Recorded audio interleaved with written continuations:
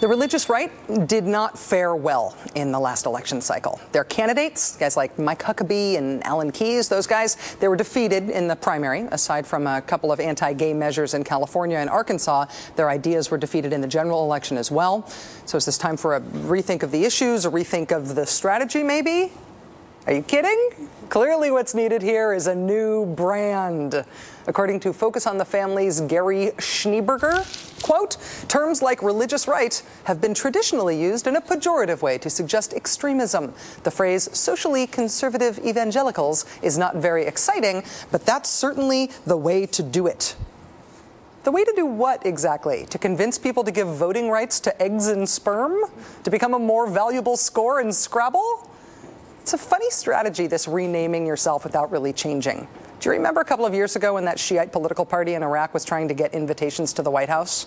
What helped them grease those wheels was that they dropped the name Supreme Council for the Islamic Revolution in Iraq in favor of the much harder to remember Supreme Islamic Iraqi Council. That sounds better.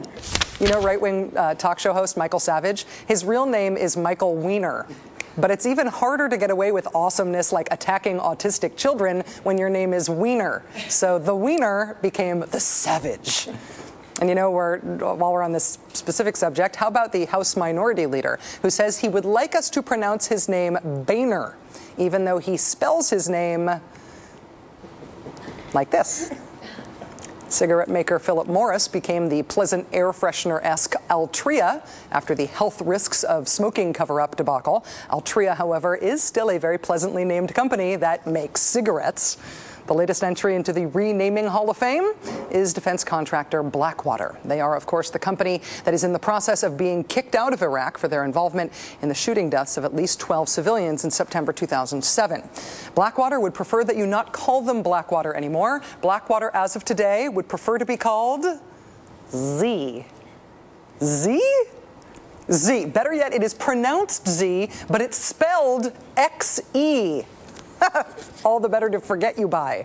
In order to try to further fade into the obscurity of the background, Blackwater has renamed its subsidiary that conducts much of the company's operations overseas. Until today, it was called Blackwater Lodge and Training Center. Now it's called U.S. Training Center, Inc.